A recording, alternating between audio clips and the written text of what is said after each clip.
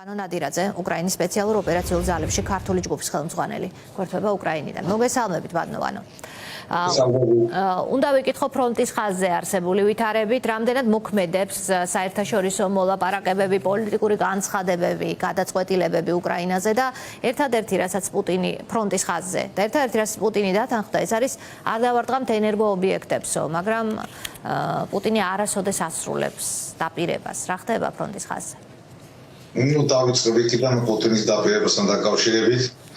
მოგეხსენებათ, როგორც კი სატელეფონო საუბარი დამთავრდა ტრამპსა და პუტინის შორის, მაშინ პუტინმა თქვა, რომ სამხედროებისთვის გასაბრძანება, რომ სტრატეგიულ ობიექტებს ენერგოინფრასტრუქტურას აღარ დაარტყავდა, მაგრამ სამწუხაროდ ზუსტად ერთ საათში დაარღვია ეს პირობა. სლავიანსკის ყოველ სადგურს დაარტყეს, სუმში საავადმყოფოს დაარტყეს და იმ ღამით იყო, სადაც 150 შახიდის შეხება უკრაინაზე. მეორე დღეს იგივე დაპირებებიდან ქალაქ კლაპენის ყოფილ კიროვოგრადს დაარტყეს, საკმაოდ ძალიან დიდი ზიანი მიაყენეს. გუშინ მოგეხსენებათ, საღამოთი ოდესას დაარტყეს, ასე რომ პუტინის დაპირებებიდან გამომდინარე ის ფრონტის ხაზიც იგივე გრძელდება, რაც მანამდე იყო. არავითარი ცვლილება, რაიმე ცვლილება არ შეიმჩნევა საერთოდ. კი ბატონო, აქვე მიმდინარე წლის იანვარში საოკუპაციო არმიისა და ჩრდილოეთ კორეული დანაყოფების მიერ კურსკის ოლქში წამოწყებული მასშტაბური კონტრშეტევის შემდგომ უკრაინული არმიის დანაყოფების მდგომარეობა მკვეთრად გაუარესტაო, წერს ასეთ რამეს, იწერება ასეთი შედეგები, ეს ასია, თქვენ ამბობთ, რომ არანაირი ცვლილება არ არის. მოდი ესე ვთქვათ, რომ კურსკიდან გამოსვლა ჯარებმა მოახერხა. ის აბსოლუტური ცნობა იყო და რომელიც პაშურის ტრამპმა ახსენა, რომ მაგას გეუბნებით, რომ უშუალოდ ჩემი მიმართულება და ძალიან კარგად ვიცი, ეს აბსოლუტურად არ ყოფილა.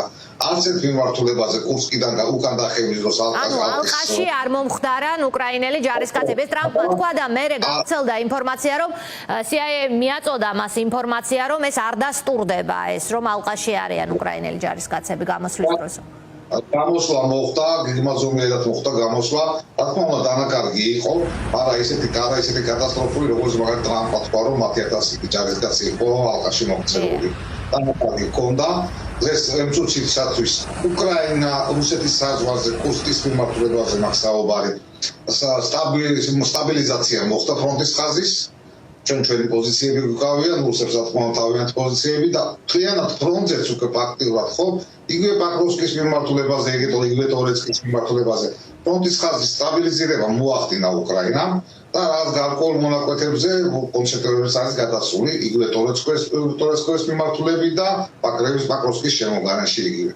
კი ბატონო, ასე ვრცელდებოდა ბევრი ტყუილ მართალი ვრცელდება და ამიტომ ვამოწმებთ თქვენთან ფრონტის ხაზზე, თქვენ უშუალოდ გაქვთ საშუალება ეს ნახოთ საკუთარი თვალით და გითხრათ როგორ არის საქმე. ვრცელდებოდა ინფორმაცია, რომ რუსებმა კამიკაძე დრონებზე როგორც ჩანს ახალი ტექნოლოგია დაანერგესო, რომელსაც უკრაინის საჰაერო ძალები იმ ინტენსივობით და წარმატებით ვეღარ იჭერს, ვეღარ ახერხებს მის გადაჭერას, როგორც ეს მანამდე ხდებოდა. მანამდე თითქმის 100%-იანი სიზუსტით ყრიდნენ შაჰიდებსო. აი ოდესაც ყირიმიდან გაშვებული შაჰიდის ტიპის კამიკაძე დრონებით დაიბომბაო, საუბარია, ანუ რეალურად ხდება ასეთი რამე ახალი ტექნოლოგია აქვს. თუ იქ ჩავარდნა გამოიწვია იმან მაშინ, რომ სადაზვერვო ინფორმაციის ნაკლებობა ქონდა უკრაინას რაღაც ეტაპზე, ეს შემდგომაც გაგრძელდა. დავიწყოთ იქიდან, რომ როცა კურსკის ოლქში რუსეთმა დიდი კონშეტოვა დაიწყო, ეს ზუსტად დაემთხვა იმ დროს, როცა ტრამპმა მაგალითად შეაჩერა რეალურ დროში სადაზვერვო ინფორმაციის შეტევა. ის შედეგადაც რუსებმა საკმაოდ წარმატებით ისარგებლეს. მაგრამ ჩანაცვლება უცბად მოხდა, მეორე დღეს ვერ მოხდა ჩანაცვლება ფაქტურად, მადლობა ამისთვის პირდაპირ ხომალაში თქვა საფრანგეთს. და რაც შეეხება შაჰიდებთან, განავით არის უფრო გარან ორი და აქვს ესეთი, იგივე შაჰიდი არის, უბრალოდ მე ცოტა მეტი სისწრაფე აქვს, მეტი არაფერი. მაგრამ ბოლო დროს ყოველ ღამე 150 შაჰიდზე ნაკლები არ უტევს უკრაინის ტერიტორიას. სამწუხაროდ ყველა ქალაქში და ყველა სოფელში არ არის გამაგებული საწინააღმდეგო თავდაცვა და მობილური ჯგუფები, რომ ეს წინააღმდეგობა გაუწიო. და სამწუხაროდ ეს ხდება და ის გრევა და ის რაც სხვა ადამიანის ქვეყნებს ხდება ამის გამო. კი ბატონო. ძალიან ძნელია ახლა 150-დან 250 ერთეული ჩახედი რომ შეუძლოს უკრაინას თან ყველა მიმართულებაზე აი ეს საწინააღმდეგო დადოცვა განალაგა. კი ბატონო, აქვე სიახლე BBC-ს უთხრა სტარმერმა, რომ პოლიტიკიდან გადავინაცვლებთ უკვე პრაქტიკულ სამხედრო დაგეგმარებაზეო და როგორც მედია იუწყება, საუბარია უსაფრთხოების სრულ პაკეტზე, ანუ ვინ შედის ახლა ამ სამშვიდობო ძალებში, როგორც ირკვევა, ეს არის სამივე კომპონენტი, სახმელეთო ჯარები, საბრძოლო ავიაცია, სამხედრო ფლოტი. ანუ ეს რამდენად არის უკრაინისთვის უსაფრთხოების რეალური გარანტია, თქვენ როგორ გონიათ? რაზეც ევროპელები ახლა საუბრობენ, ჯერ არ ვიცით საბოლოო დეტალები, ეს ხუთშაბათს გაირკვევა დიდი ალბათობით მაკრონის მასპინძლობით იქ იკრებებიან ევროპელები, სადაც თვითონ ზელენსკიც ჩადის. ამდენი შეიძლება წარმატებული განხორციელება მთავარია მარტო საუბრად არ დაჩეს. და საკმაოდ წარმატებული შეიძლება განახორციელდეს, მე ვფიქრობ, რომ ეს ნამდვილად შეძლებენ ეს ევროპული სახელმწიფოები უსაფრთხოების გარანტიების შექმნას უკრაინისთვის, ამაში დაარღვევებული ვარ, იმ გამდიდრებას წავიკითხე, გადავხედე და ეს სამი კომპონენტი, რომელიც არის დასახელებული, საკმაოდ წარმატებული შეიძლება განხორციელდეს, კიდევ ვიმეორებ, თუ მარტო საუბრის დონეზე არ დარჩა.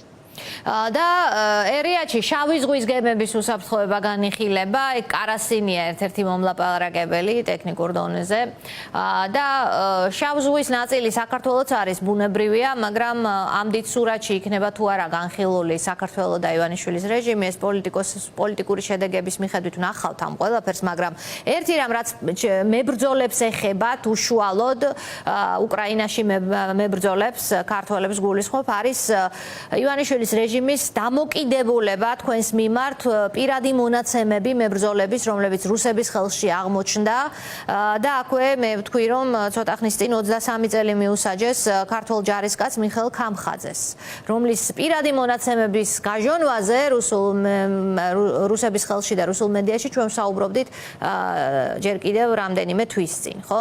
აი ეს მინდა ვიკითხო, ეხლა რამდენად საფრთხე არის ეს საქართველოს მოქალაქე ჯარისკაცებისთვის, რომლებიც უკრაინაში იბრძვიან.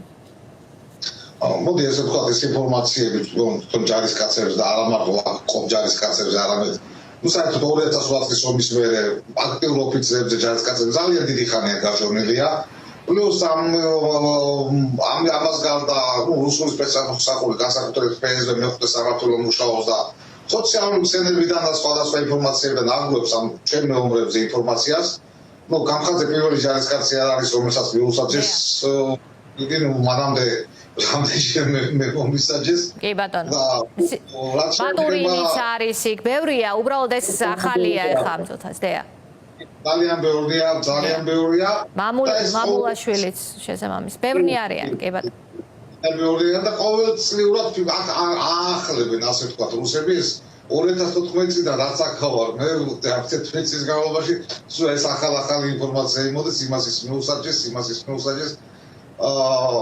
რა თქმა უნდა, ამას ამ ყველაფერში და ინფორმაციები, დეტალური ინფორმაციებში, რომელსაც უკვე რუსეთის სპეცსამსახურები ფლობს, ეს უკვე სოციალური ქსელებიდან არ არის და არის პირადად გადაცემული. ეს ხელისუფლებისგან მე ამას ხომაღლა შემიძლია ვთქვა. თუ არის მაგალითად ეხლა მიხეილ ქამხაძე ახსენეთ წეგან, ესეთი წარმატებული ჩვენი არტილერისტია, როგორც მოგეხსენებათ, და ეს დეტალური ინფორმაცია დაარწმუნებულა ქართულმა სპეცსამსახურებმა გადასცეს რუსეთს. რაც უდაოდ სამწუხაროა მინიმუმ, თუმცა ეს არის რეალობა სამწუხაროდ, თქვენ ძალიან დიდი ხანია საუბრობთ ამაზე, რომ ოკუპანტებთან თანამშრომლობს ივანიშვილის რეჟიმი, მაშინ როცა საქართველოს მოქალაქეები იბრძვიან უკრაინის და შესაბამისად საქართველოს ტერიტორიული მთლიანობისა და თავისუფლებისთვის. აქ მინდა დავსვა კითხვა ბოლო თქვენთან კარტებზე საუბრობდა ტრამპი, მე თქვენ კითხეთ ეს ერთხელ პუტინსა და ზელენსკის ხელში, რომელს აქვს უკეთესი კარტი, ანუ რომლისკენ არის უფრო მეტი უპირატესობა. თქვენ მე საუბრის დასაწყისში მითხარით, რომ ფრონტის ხაზზე უკრაინამ სტაბილიზაცია მოახერხა და აი ახლაც დავსვა იგივე კითხვას, არის დღეს ასე უპირატესობა, რომელიმე მხარის ხელში გამოკვეთილი? გამოკვეთილი უპირატესობა რუსებს ჰქონდათ რამდენიმე თვის უკან უსაფრთხოს უახლოვ.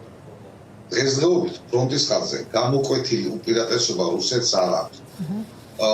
ის რესურსიც არ აქვს და მე ამას ადგილზე არ უყურებ შორიდან და არ უყურებ იმ ციფრული დაზვერვიდან, რომელსაც ამერიკა ახორციელებს. მე ამას უყურებ რეალურად. ულევი რესურსი რუსეთს არ აქვს და ამას ყოველთვის მეორებ, რომ ულევი რესურსი რომ კონდეს რუსეთს. ირანს და ჩრდილოეთ კორეას არ დაასწორდა დახმარებას. ასე რომ გამოიკრიფთან თავად რუსული შეერაგებული ძალების ელემენტარულად პაკროვსკის მიმართულებას არ იყო მაგალითისთვის ავდეევკიდან პაკროვსკამდე რაღაც 6 თვის განმავლობაში 100,000 კაცამდე ჯარისკაცი ყავდა დაკარგული და უამრავი ტექნიკა. ეს იმას მიმანიშნებელია, რომ რუსეთსაც ელევა რესურსი, მაგრამ ტრამპის პოლიტიკიდან გამომდინარე ყველაფერს ვერაფერს ვერ გამოუწა, იმიტომ რომ ძალიან ესეთი გადაწყვეტილებებს იღებს, რომელიც მოულოდნელ გადაწყვეტილებებს. თუმცა ბოლო საუბარში, სატელეფონო საუბარში ზელენსკიმ ითხოვა რაკეტები და მიიღო დასტური, რომ კი ეს იქნება, ხომ? ჯაველინებზე იყო იქ საუბარი. კომპონენტის სხვადასხვა ეხლა ეს ხელშეკრულებას სასარგებლო მინერალებთან დაკავშირებით ხელშეკრულებას ის კიდე ხელშეკრულებაზე საუბარი, ეს არის ძალიან მნიშვნელოვანი, მე ვიტყოდი ზაპოროჟიეს ატომური ელექტროსადგურზე ამერიკული მენეჯმენტი თუ გახორციელა თუ იმათ ხელში გადავა, ერთული ამას ძალიან მნიშვნელოვანი ერთ-ერთ აი როგორც თქვით სასარგებლო კარტი ზელენსკის. კი ბატონო, იმიტომ რომ დღეს იმ ტერიტორიაზეა ეს სადგური, რომელსაც ვერ აკონტროლებს უკრაინა და ოკუპანტების ხელშია. ეს მნიშვნელოვანი კოზირი იქნებოდა უკრაინელების ხელში, მესმის. და თვითონ ატომური სადგურის გარშემო აბსოლუტურად ყველაფერი დანაღმულია და ეს არის ძალიან სახიფათო, არა მარტო კილომეტრი, არამედ შიგნით ტერიტორიაც რაღაც გარკვეულ მონაკვეთზე და ეს ძალიან დიდ საფრთხეს უქმნის არა მარტო უკრაინას, იგივე ევროპას უქმნის ძალიან საფრთხეს და ეს თუ ამერიკელებს ხელში გადავეს ატომური ელექტროსადგური, ეს იქნება ძალიან დიდი კოზირი. კი ბატონო. დიდი მადლობა ვანო ნადირაძეს. გვერდთვებოდა უკრაინიდან.